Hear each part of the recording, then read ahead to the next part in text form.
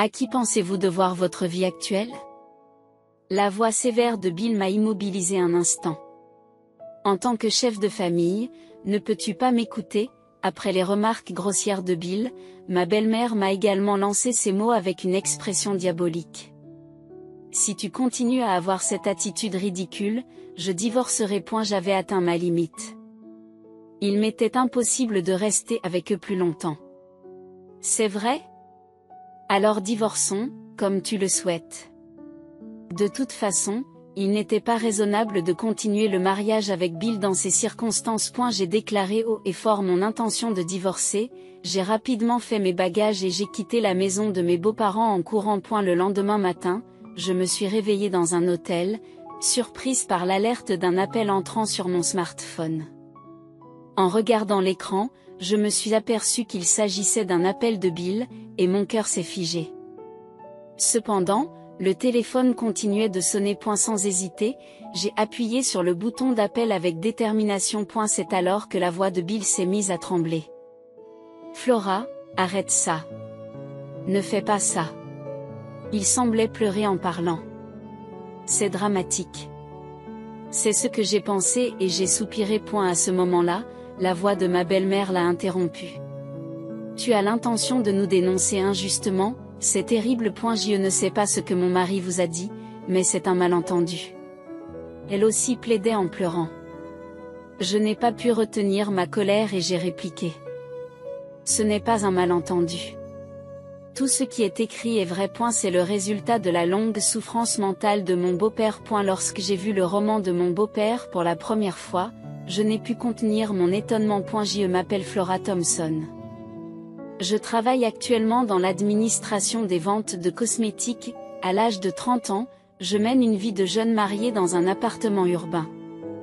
L'année dernière, malgré quelques hésitations, je me suis inscrite auprès d'une agence matrimoniale. Il y a beaucoup de femmes sur mon lieu de travail et les nouvelles rencontres sont rares, j'ai donc décidé de franchir le pas. J'ai alors rencontré Bill, qui venait d'être muté dans cette ville, et nous avons tout de suite sympathisé.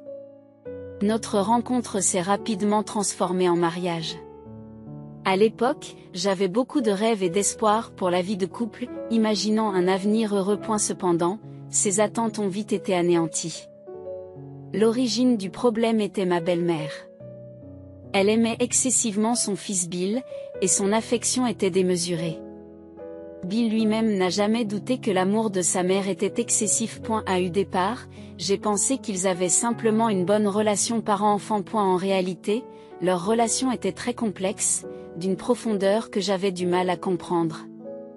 Peu à peu, je n'ai plus supporté d'être placé dans cet environnement familial malsain. Avec le recul, il semble que ma belle-mère ait eu une certaine hostilité à mon égard dès le début. Le jour où je l'ai demandé en mariage, je l'ai accueilli poliment en lui disant « Enchantée de vous rencontrer. Je suis Flora Howard. S'il vous plaît, prenez soin de moi. » Mon beau-père m'a accueilli chaleureusement. En revanche, l'attitude de ma belle-mère a été complètement différente. Elle a répondu froidement à ma salutation, réagissant à peine, et son expression ne traduisait aucun sentiment de bienvenue. Elle s'est contentée de me regarder d'un air maussade sans rien dire. Ses yeux étaient froids et son regard semblait dire quelque chose. Et sa réaction à ma première rencontre me mettait déjà mal à l'aise. Cependant, par la suite, elle s'est jointe à notre conversation, bien qu'avec un air légèrement mécontent. Et elle semblait donc que la première impression n'était qu'un malentendu, et je me suis temporairement sentie soulagée en pensant, peut-être était-elle simplement de mauvaise humeur.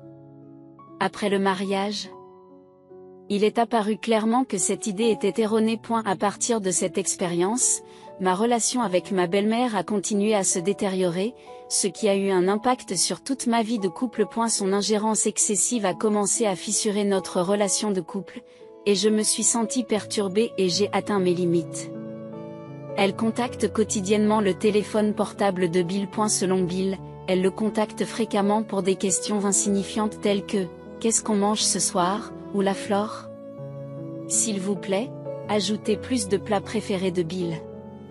Cela m'a progressivement irritée. Dans une vie de couple censée être indépendante des parents, des communications aussi fréquentes et insignifiantes ne me semblaient pas naturelles.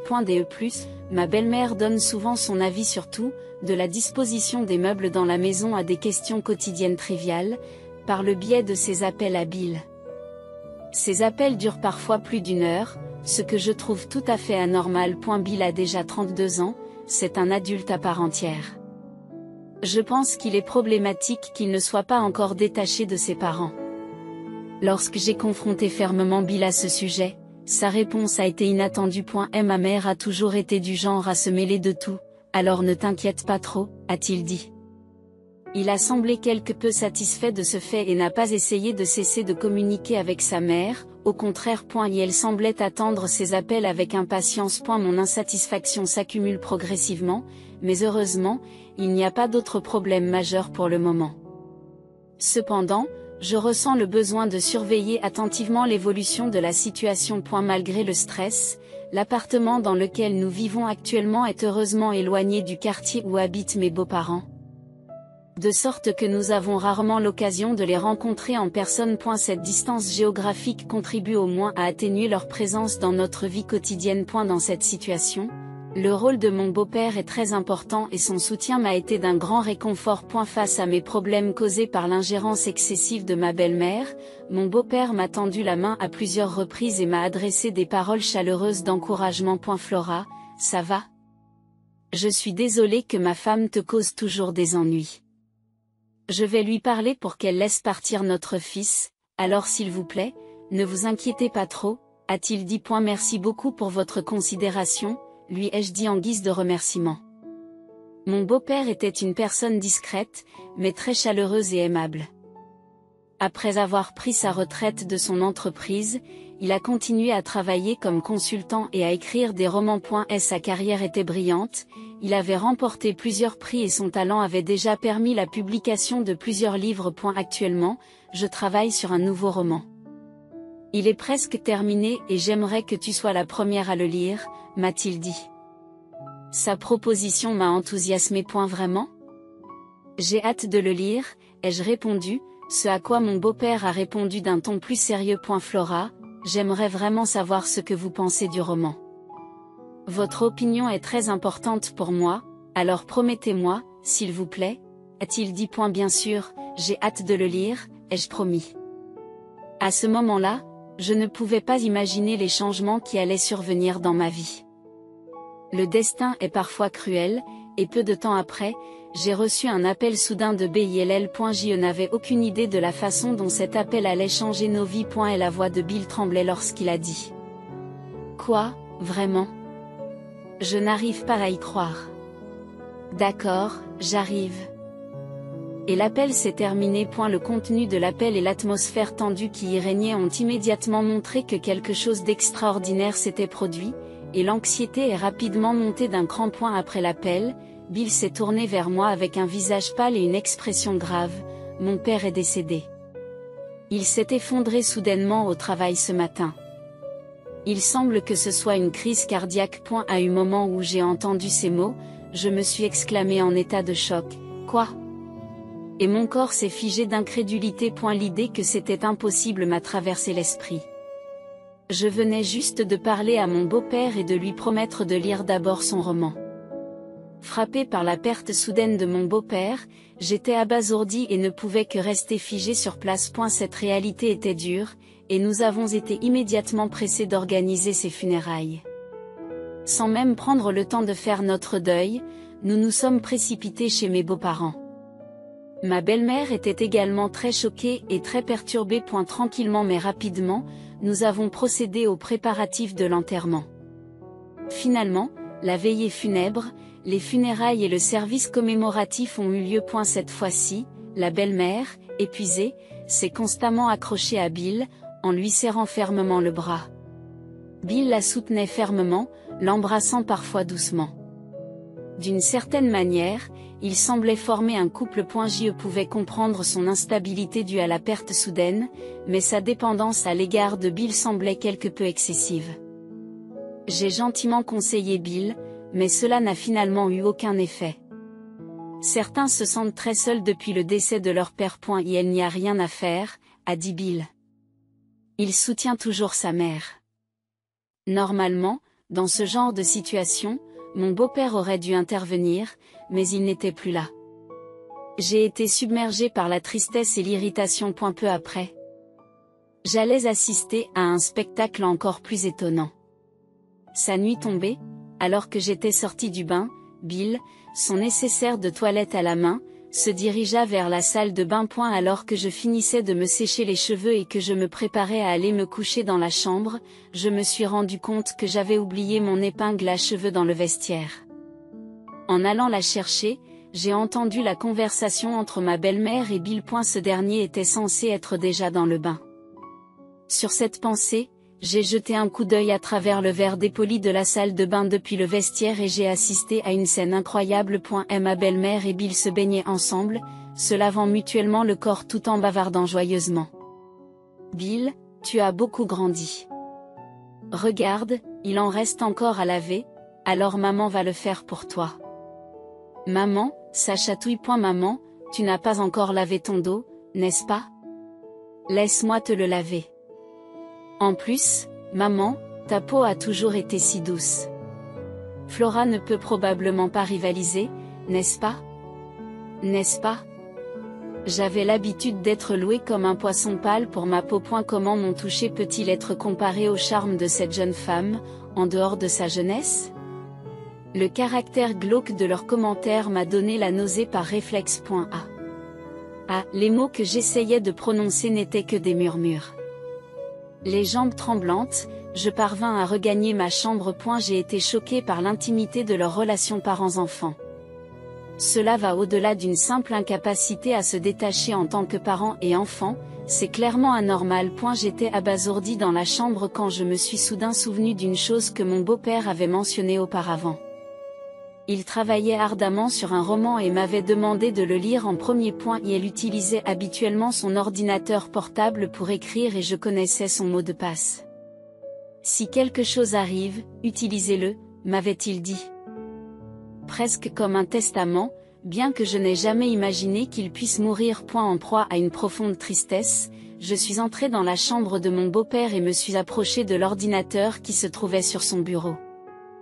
Après l'avoir déverrouillé, j'ai ouvert le dossier qu'il m'avait indiqué et qui contenait 2 fichiers. L'un était consacré à la flore et l'autre au manuscrit du roman.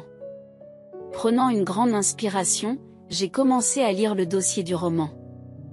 Alors que je saisissais lentement le contenu du roman, je restais sans voix devant les vérités choquantes qu'il révélait. Et si c'était vrai, les implications étaient incroyablement importantes, et je me suis sentie accablée. Même le lendemain, je n'arrivais pas à oublier les événements de cette nuit-là et le contenu du roman de mon beau-père, et je me suis réveillée complètement épuisée. J'ai eu du mal à dormir en repensant à l'incident dans la salle de bain avec Bill et sa mère et à ce que j'avais lu dans le roman.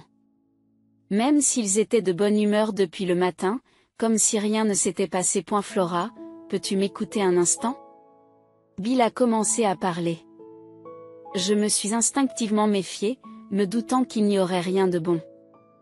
Puis, contrairement à l'habitude, sa mère s'est approchée avec un sourire et a fait une suggestion surprenante. Depuis que papa est décédé, je ne peux pas supporter de laisser maman seule.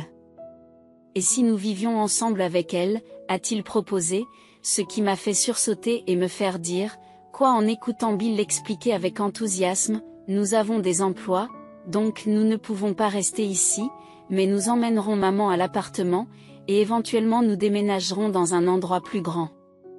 Ça va être amusant. Flora, je me réjouis de notre avenir ensemble, a dit sa mère joyeusement. Son expression m'a donné la chair de poule. Absolument pas. J'ai immédiatement refusé. Mais Bill et sa mère n'étaient pas convaincus et ont continué à insister pour que nous vivions ensemble, encore et encore. Mais ma réponse restait la même à chaque fois. Finalement, les procédures ont été achevées et le dernier jour au domicile de Mayan Lo est arrivé. Une fois de plus, Bill s'est approché de moi. Allez, ça va? Pense à ce que maman ressent lorsqu'elle est laissée seule. Je sais que nous devons la soutenir. Et si tu es humain, tu devrais pouvoir comprendre ce sentiment. Ces paroles persistantes m'ont fait hausser le ton. J'ai déjà dit non, je ne peux pas le faire. Ils se sont immédiatement mis en colère. Pourquoi es-tu si froid? Je ne pensais pas que tu pouvais être aussi cruel. C'est terrible, Flora. Vous aimez traiter une personne âgée avec autant de froideur? C'est le pire. Après cela, tout en réconfortant sa mère, Bill m'a jeté un regard sévère. À qui penses-tu devoir ta vie actuelle? La voix sévère de Bill m'a figé un instant. En tant que chef de famille, tu ne peux pas m'écouter. Après les remarques grossières de Bill, sa mère m'a également lancé ces mots avec une expression diabolique. Si tu continues à avoir cette attitude ridicule, je divorcerai. J'avais atteint ma limite. Il était impossible de rester avec eux plus longtemps. C'est vrai, alors divorçons, comme tu le souhaites. De toute façon, il n'était pas raisonnable de continuer le mariage avec Bill dans ces circonstances. J'ai déclaré haut et fort mon intention de divorcer, j'ai rapidement fait mes bagages et j'ai quitté la maison de mes beaux-parents en courant. Alors que je me laissais bercer par le train qui me ramenait à mon appartement, une soudaine vague d'épuisement m'a frappé. J'avais désespérément envie de dormir, mais je devais encore terminer quelque chose d'important. C'était la préparation pour mettre fin à cette phase de ma vie. En chemin, je m'étais arrêté au bureau de la ville et j'avais récupéré une demande de divorce. Je l'ai signée et l'ai posée sur le bureau. À côté des documents de divorce signés, j'avais placé une copie imprimée du roman de mon beau-père et une note manuscrite. En montrant ces documents, j'espérais leur faire comprendre pourquoi je devais partir. J'ai immédiatement contacté un hôtel d'affaires proche et j'ai pris une chambre. J'ai ensuite rapidement rassemblé mes affaires et quitté l'appartement que je partageais avec Bill. Je n'avais pas le temps de m'attarder sur les sentiments. Et si je tardais, Bill et sa mère reviendraient, et l'idée de voir leur visage était effrayante. Le lendemain matin, je me suis réveillée à l'hôtel en entendant un appel entrant sur mon smartphone. En grognant, j'ai regardé l'écran et j'ai vu un appel de Bill, ce qui m'a glacé le cœur. Pourtant, le téléphone continuait de sonner. Sans hésiter, j'ai pris ma décision et j'ai appuyé sur le bouton de réponse. La voix de Bill était tremblante. « Flora, s'il te plaît, arrête ça. Pour faire une chose pareille, on aurait dit qu'il pleurait. Je me suis dit que c'était dramatique et j'ai soupiré. De quoi parles-tu exactement? Demanda Clarifie. Bill a hésité. C'est juste que...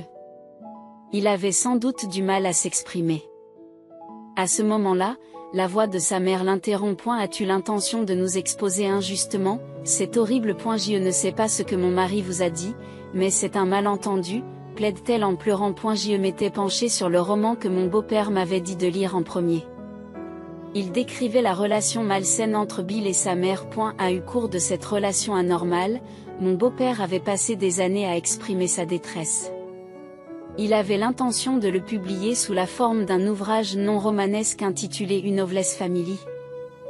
Mais sa mort prématurée l'en a empêché. Je me suis engagée à respecter les dernières volontés de mon beau-père en remettant son manuscrit aux éditeurs. Il est de mon devoir d'exposer cette structure familiale malsaine et d'interroger publiquement Bill et sa mère. C'est ce que voulait mon beau-père. Par l'intermédiaire de mon smartphone, j'ai crié, il ne s'agit pas d'un malentendu. Tout ce qui est écrit ici est vrai. C'est le résultat des longues souffrances que mon beau-père et moi avons endurées. Lorsque j'ai vu le roman de mon beau-père pour la première fois, je n'ai pas pu contenir mon étonnement. La prise de conscience d'une vérité aussi horrible a provoqué un sentiment de dégoût incontrôlable. L'histoire remonte au premier jour du mariage de mon beau-père et de ma belle-mère.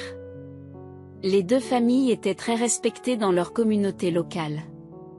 Leur mariage était stratégique, destiné à unir les deux familles. Cependant, peu après le mariage, ma belle-mère a souffert d'une maladie gynécologique et n'a plus pu avoir d'enfants. Ce fait a constitué une pression sociale importante pour les deux familles, car il était d'usage à l'époque que les couples mariés aient des enfants. Les parents ont donc accepté la proposition d'adopter l'enfant d'un parent éloigné. Cet enfant s'appelait Bill. Bill n'était pas l'enfant biologique de mon beau-père et de ma belle-mère. Malgré ses antécédents, il a grandi sans besoins apparents. Cependant, la façon dont ma belle-mère interagissait avec Bill posait problème. L'affection qu'elle lui portait n'était pas un amour parental typique, elle prenait une forme très particulière. Des manifestations d'affection excessive et collante. L'obsession de connaître les moindres détails sur les allées et venues de Bill. Elle le protégeait au point de le suivre partout où il allait. Ce qui allait bien au-delà d'un comportement normal. Mon beau-père avait essayé de remédier à la situation à plusieurs reprises en discutant avec ma belle-mère. Mais rien n'a changé. Tout cela pour le bien de Bill. Bill ne peut pas vivre sans moi. Ma belle-mère répétait souvent cette phrase qui me faisait froid dans le dos. Bill avait été influencé par sa mère dès son plus jeune âge et avait subi un véritable lavage de cerveau. Je ne sais rien tant que je n'ai pas consulté ma mère, disait-il souvent. Maman m'attend, alors je rentre à la maison, s'excusait-il brusquement. Maman. Maman, criait-il. Il était devenu complètement dépendant de sa mère, incapable de prendre des décisions par lui-même. Mon beau-père était profondément troublé, soupire-t-il, malgré ses conseils, la relation entre les deux ne s'est pas améliorée.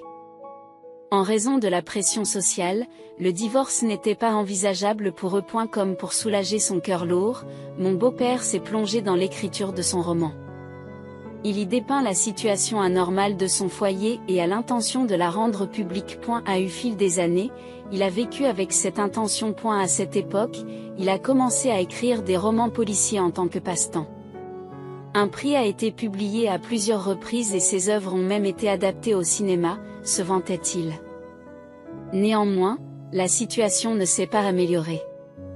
En fait, elle s'est peut-être aggravée. Tu n'as pas besoin d'une petite amie, interdisait souvent la mère à l'adulte Bill. Tu m'as moi, ajoutait-elle. Et elle contrôlait excessivement sa vie quotidienne. Bill ne semblait pas s'en préoccuper. Comme mon beau-père l'a également noté, il semble qu'ils aient eu une relation plus typique d'amant. Un jour, raconte mon beau-père, lorsque je suis rentré tôt, ils n'ont pas remarqué mon arrivée et n'ont pas répondu à ma salutation. J'ai annoncé que j'étais rentré. Mais on m'a ignoré. Des bruits suspects provenaient de la chambre de Bill. Cette situation a fortement perturbé mon beau-père et il redoutait de penser à ce qui avait pu se passer dans la chambre. Il espérait que ce n'était qu'un malentendu, mais si c'était le cas, le problème était de taille. C'est pourquoi, confie mon beau-père, j'ai décidé d'installer un dispositif d'écoute à titre de test et j'ai quitté la maison.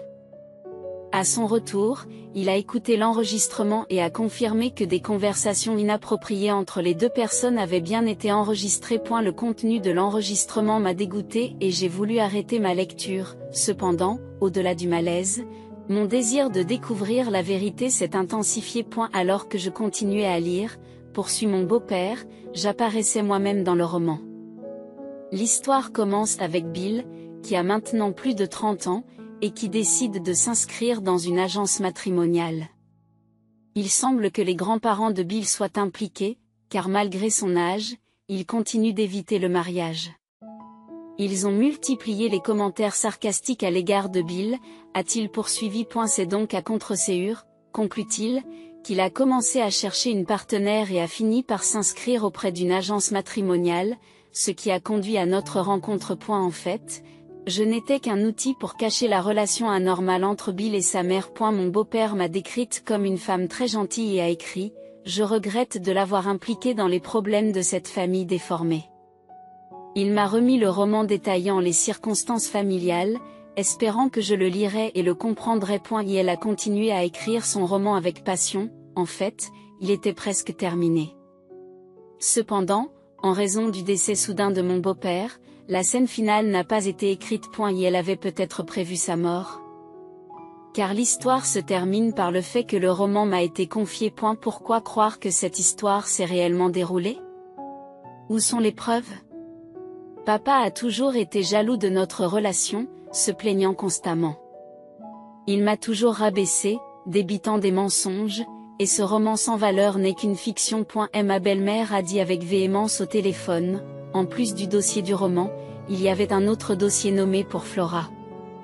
Il indiquait clairement que cette histoire n'était pas proche de la fiction, mais qu'elle était basée sur des faits. Plus précisément, il indiquait l'emplacement d'un dispositif d'enregistrement de leur conversation, qui a été trouvé dans la chambre de mon beau-père et que j'avais déjà en ma possession. De plus, après la mort de mon beau-père, j'ai personnellement été témoin d'interactions désagréables entre eux dans la salle de bain. Après avoir expliqué ce fait, ils se sont TUS. Et ne vous êtes-vous pas rendu compte que ce que vous faisiez était mal? C'est impossible. Vous avez dû voir la lettre que j'ai laissée à côté des papiers du divorce. Vous avez lu cette lettre et vous m'avez contacté, n'est-ce pas? Vos actions, que vous vouliez garder secrètes, étaient pleinement conscientes, ai-je déclaré. À côté des papiers du divorce, j'avais déposé les pages imprimées du roman et une note détaillant mes sentiments. J'avais l'intention de remettre cela à l'éditeur de mon beau-père et de demander la publication de ce que j'avais écrit. Après avoir vu cela, ils ont appelé en panique. Vous avez aimé nous ignorer, mon beau-père et moi? Vous êtes vraiment les pires. Je ne veux même plus voir vos visages. Pourquoi ne pas être heureux ensemble pour toujours? Sur ce, j'ai raccroché le téléphone, submergé par la colère. Il est clair qu'ils n'ont pas l'intention de réfléchir à leurs actes. Ils ne pensent qu'à se protéger. Il ne me reste plus qu'une seule solution. J'ai pris une nouvelle décision. Ensuite, j'ai contacté l'éditeur de mon beau-père. J'ai trouvé ses coordonnées dans les dossiers de mon beau-père.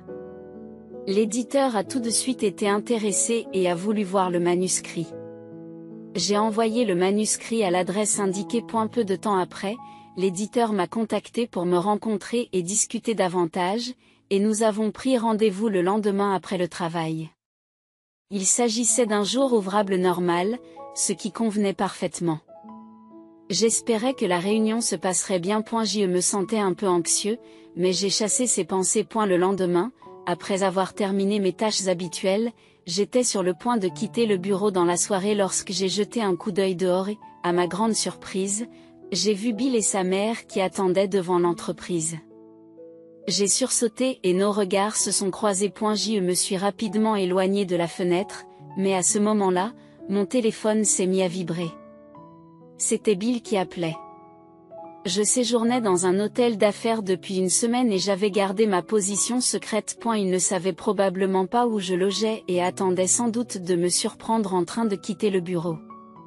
Bill et sa mère font tout ce qu'ils peuvent pour empêcher la publication du livre.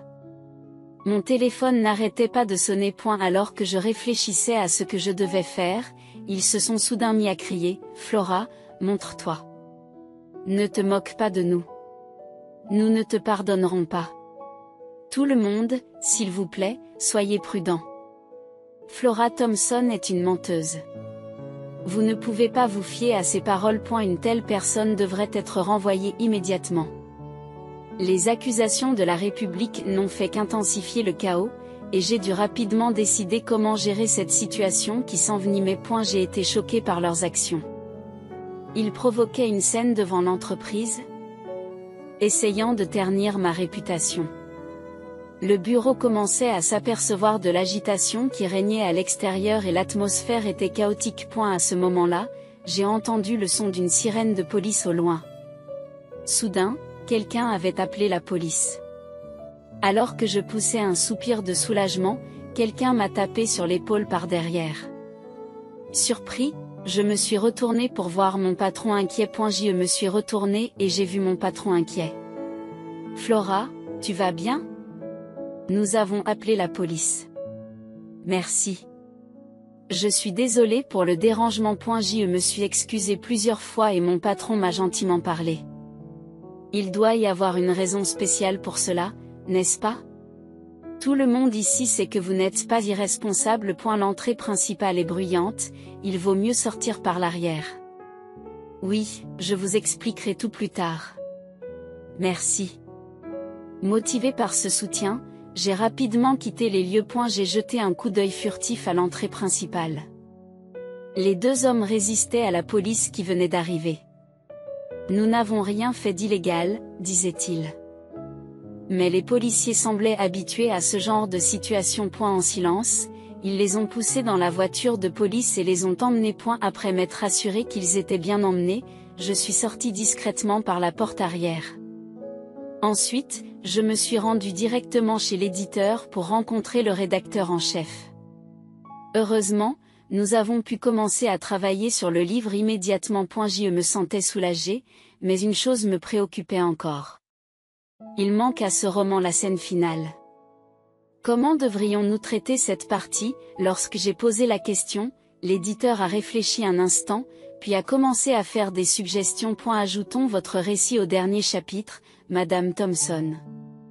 Écrivez honnêtement sur les événements qui se sont produits après votre mariage dans cette famille, la vérité sur votre mari et votre belle-mère après le décès de votre beau-père, et ce qui s'en est suivi. Cela permettra de clore l'histoire de votre point de vue. Et la suggestion était inattendue, et j'ai été prise au dépourvu. Je ne suis pas douée pour l'écriture. Ne vous inquiétez pas pour les détails, nous nous en chargerons, m'a rassuré le rédacteur en chef. Cette fin ne peut être écrite que par vous. Monsieur Thompson serait aussi de la partie. Face à de tels encouragements, je n'ai pas trouvé de raison de refuser. J'ai promis d'écrire les mémoires. Avec cette tâche, le livre serait achevé. Les souhaits de mon beau-père seraient enfin réalisés. Rien que d'y penser, je me suis sentie soulagée d'un poids. Plus tard, l'éditeur et moi avons échangé des anecdotes sur mon beau-père. Il était modeste mais très compatissant.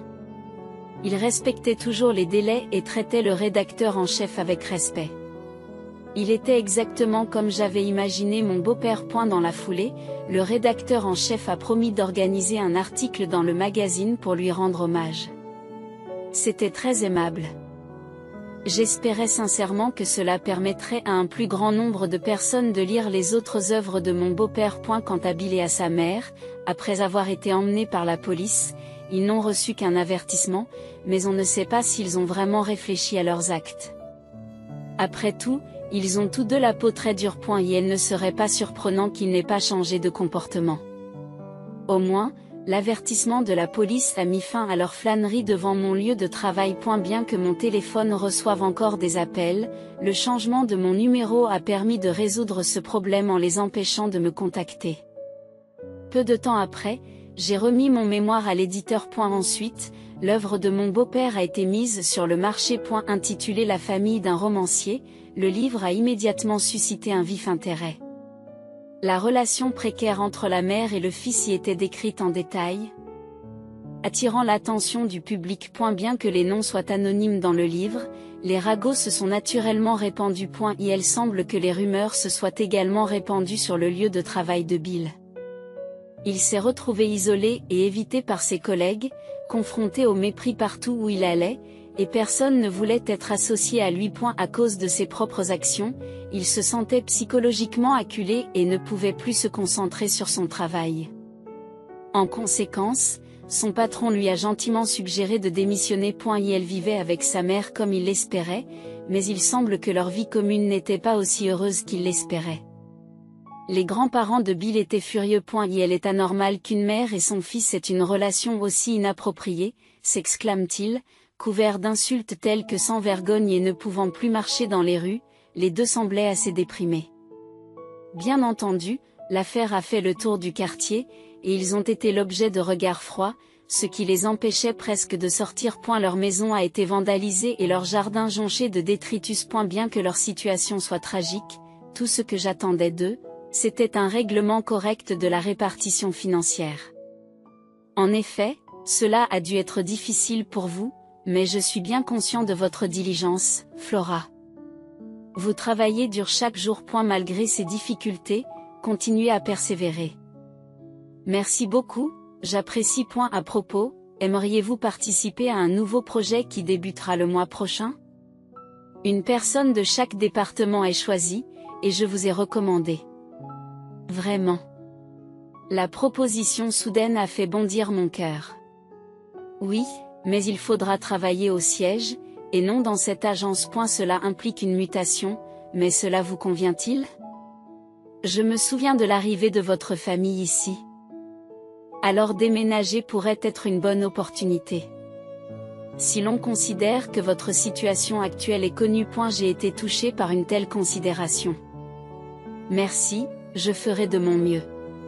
Bien que j'aie eu du mal à trouver mes mots, j'ai savouré ce bonheur. C'était une bouffée d'air frais au milieu de la déprime récente. J'avais envisagé de déménager bientôt, le moment était donc parfait. Je pense que la probabilité qu'il m'approche à nouveau est faible, mais il est sage de se préparer à l'avance à tout comportement imprévisible de la part de ces personnes. Le temps passant et mon agitation se calmant, je me suis retrouvée à visiter le cimetière où se trouve la tombe de mon beau-père. Debout devant la tombe, j'ai exprimé ma gratitude. Puis, j'ai fait un rapport. J'ai d'abord lu le roman, comme vous me l'avez conseillé. J'ai pu ressentir profondément vos émotions. Il y avait une longue souffrance que vous aviez supportée seul pendant de nombreuses années. Votre histoire s'est terminée de manière incomplète, mais j'ai pris en charge le dernier chapitre. Je ne sais pas si j'ai réussi à bien l'exprimer, mais en réalité, j'ai bien traité ces deux-là. Soyez donc rassurés. Debout dans le cimetière, j'ai levé les yeux et j'ai été accueilli par un soleil radieux. J'ai décidé qu'à partir de maintenant, je voulais vivre une vie paisible. Pour le bien de mon beau-père aussi. C'est ainsi que j'ai avancé d'un pas ferme.